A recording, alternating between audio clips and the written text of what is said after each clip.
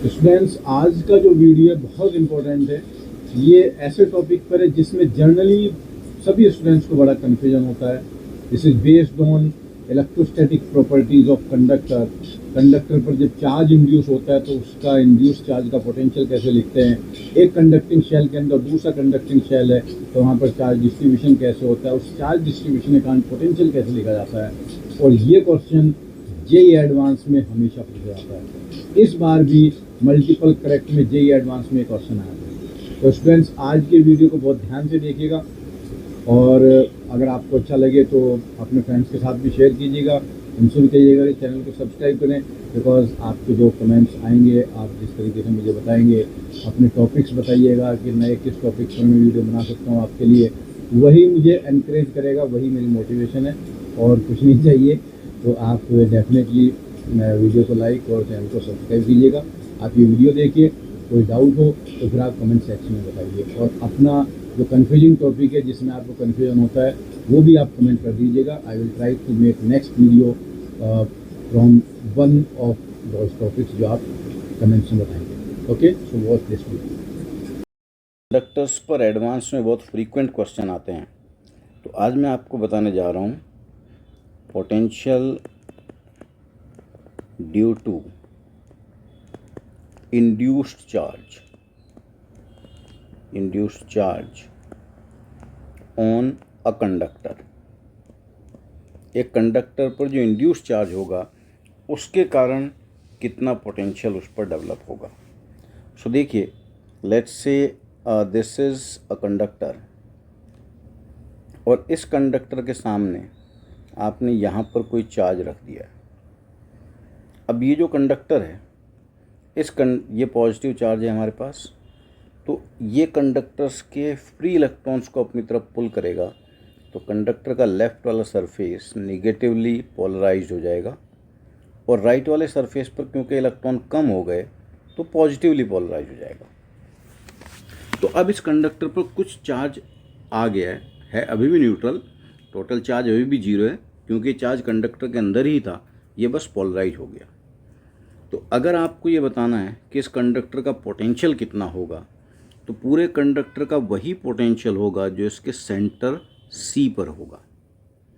And potential at centre पर जो potential आएगा दो कारणों से आप लिखोगे, potential due to Q plus potential due to induced charge.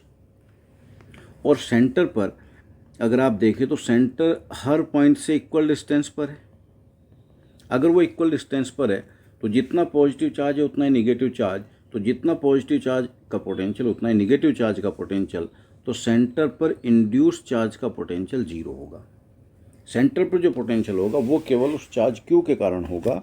और अगर ये डिस्टेंस R है तो सेंटर पर नेट पोटेंशियल आपका बन जाएगा KQ/R। तो सबसे पहले जब भी कंडक्टर में ऐसे इंड्यूस्ड पोटेंशियल की बात की जाए, इंड्यूस्ड चार्ज का पोटेंशियल, कि आप सेंटर पर कैलकुलेट करो। अब अगर कहीं भी आपको पोटेंशियल बताना है, लेट्स से मैंने यहाँ एक पॉइंट कंसिडर किया P, जो सेंटर से सपोज A डिस्टेंस पर है। इस पॉइंट P पर पोटेंशियल कैलकुलेट करना है, तो पॉइंट P पर जो नेट पोटेंशियल होगा वो सेंटर के नेट पोटेंशियल के बराबर ही होगा। अब पॉइंट P पर भी जो पोटेंशियल लिखा जाएगा वो दो तरीके से लिखा जाएगा, potential due to Q plus potential due to induced charge equals to potential at center KQ/R। So induced charge का जो पोटेंशियल होगा वो बन जाएगा KQ/R minus potential due to Q। अगर आपको Q के कारण पोटेंशियल बताना है तो आपको ये डिस्टेंस पता होना चाहिए कि पॉइंट Q से कितना डिस्टेंस पर है। If this distance is B, तो आप कह सकते हैं कि potential due to induced charges will be KQ/R minus KQ/B। So आपको नेट पोटेंशियल का यूज़ करना है कि भाई सरफेस सेंटर पर नेट पोटेंशियल कितना होता है, उतना ही नेट पोटेंशियल हर पॉइंट पर होगा। और फिर उस नेट पोटेंशियल में से आप इस Q चार्ज का पोटेंशियल सब्ट्रैक्ट कर देंगे तो आपको इंड्यूस्ड चार्ज का पोटेंशियल मिल जाएगा। आप किसी पॉइंट पर बता सकते हैं। अगर यहाँ मैं एक पॉइंट कंसिडर कर लेता हूँ A, तो A पर नेट पोटेंशियल तो वही होगा जो सेंटर पर है, और ये डिस्टेंस अगर आर नोट है तो ए पर इस प्लस क्यू चार्ज का पोटेंशियल हो गया K Q by R naught. तो सेंटर के पोटेंशियल में से K Q by R naught subtract कर दो, आपको इंड्यूस चार्ज का पोटेंशियल मिल जाएगा। ये एक बात हुई।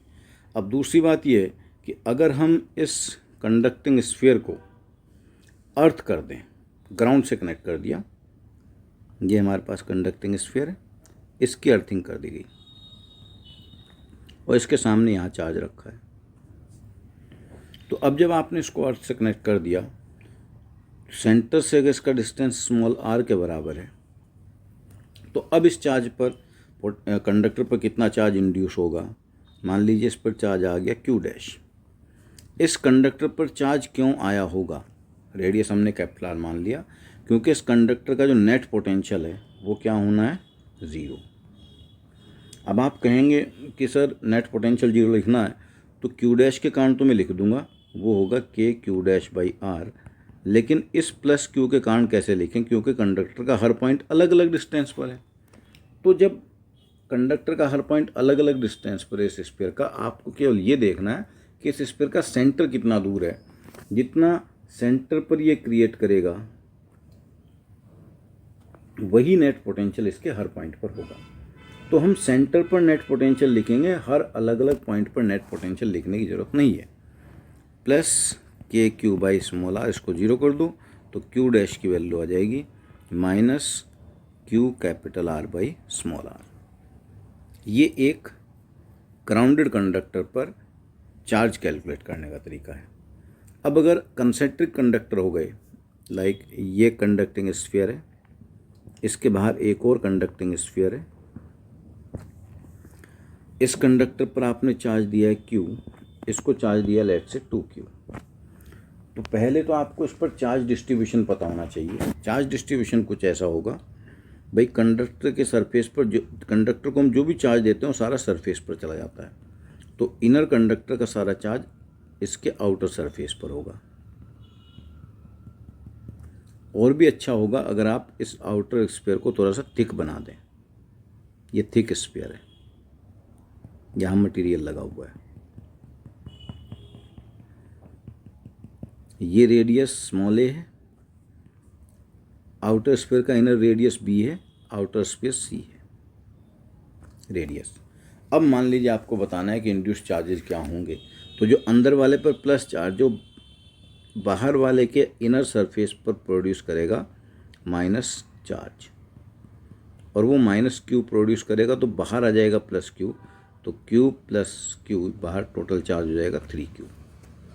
अब लेट से आपको पोटेंशियल लिखना है, तो भाई जब आप इस पर पोटेंशियल लिखेंगे इनर वाले पर 1 पर, अगर मैं V1 लिखता हूँ उसको, खुद के चार्ज के कारण होगा KQ बाई A। अब जो बाहर वाले स्फीयर का इनर पार्ट है उसके कारण पोटेंशियल होगा KQ by minus KQ by, ये तो A था, अब माइनस के, ये जितना अपने सरफेस पर बनाएगा उतना ही पूरे पर बनाएगा, और इसका इनर रेडियस B है, आउटर रेडियस C है। तो अब कौन से रेडियस से डिवाइड करें, यहाँ ये इंपॉर्टेंट बात आती है। तो इसके लिए देखो, इनर सरफेस का रेडियस B है, आउटर सरफेस का रेडियस C है। तो ये जो पूरा कंडक्टर है, ये पूरा कंडक्टर अपने अंदर वही चार्ज प्रोड्यूस करेगा जो अपने सरफेस पर करेगा। तो यहाँ पर आप आउटर सरफेस कंसिडर करेंगे C, जहाँ तक उसका पूरा फैलाव है।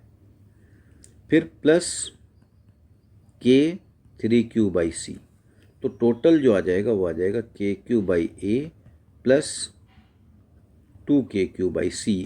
मतलब वो इनर सरफेस पर जो चार्ज इंड्यूस हुआ था उतना ही उसने बाहर इंड्यूस कर दिया था, उसके कारण पोटेंशियल में कोई फ़र्क नहीं पड़ेगा। अब लेट से आपको बताना है कि भाई इसके इनर सरफेस पर यहाँ कितना पोटेंशियल होगा 2 पर। जब हम 2 पर पोटेंशियल लिखेंगे तो 2 पर पोटेंशियल एक तो इसके कारण होगा, अंदर वाले के कारण, वो पोटेंशियल कितना होगा KQ बाई B, वो B डिस्टेंस तक है। फिर एक इनर सरफेस के कारण, आउटर सरफेस के कारण इस कंडक्टर पर टोटल चार्ज 2Q है, उसको अलग अलग लिखने की जरूरत नहीं है। आप ऐसे भी लिख सकते हैं कि भाई ये अपने सरफेस पर कितना बनाएगा, बाहर वाला कितना बनाएगा, वो उसकी ज़रूरत नहीं है, उसके लिए फिर आपको रेडियस देखना पड़ जाएगा कि कौन सा लें। तो डायरेक्ट आप देख लो कि टोटल चार्ज कितना है, टोटल चार्ज 2q है, तो बन जाएगा प्लस k2q/c। आउटर सरफेस पर लिखना, तो आउटर सरफेस पर भी यही पोटेंशियल होगा जो इनर सरफेस पर था। तो इस तरीके से आप हर एक सरफेस का पोटेंशियल लिख सकते हैं।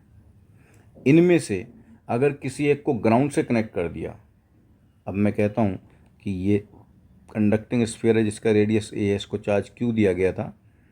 आउटर स्फीयर जिसका रेडियस b और c थे, इस पर माइनस चार्ज q आ गया था, इस पर 3q आ गया था। अब मैं इसको ग्राउंड से कनेक्ट कर दे रहा हूँ, तो अब आउटर सरफेस पर चार्ज डिस्ट्रीब्यूशन चेंज होगा, यहाँ कुछ अलग चार्ज आ जाएगा q डैश, और इस आउटर सरफेस पर नेट पोटेंशियल 0 होना है। तो नेट पोटेंशियल 0 होने के लिए अंदर वाले स्फीयर के कारण बाहर पोटेंशियल होगा kq/a, इस माइनस q के कारण होगा माइनस kq/c, और उसके कारण होगा plus kq'/c equals to 0। So q dash will be equals to 0। तो देखिए आउटर सरफेस पर चार्ज 0 बना है, इनर सरफेस पर चार्ज माइनस q बना रहेगा, क्योंकि ये जो अंदर प्लस q चार्ज जब तक रखा है तब तक इनर सरफेस पर माइनस q चार्ज बना ही रहेगा। सो स्टूडेंट्स, इस टॉपिक को आप ध्यान से देखिए, पूरे वीडियो को, इस पर बेस्ड जो भी आपको क्वेश्चन मिले वो सॉल्व कीजिए। कुछ डाउट हो तो आप कमेंट सेक्शन में बताइएगा। Thank you very much.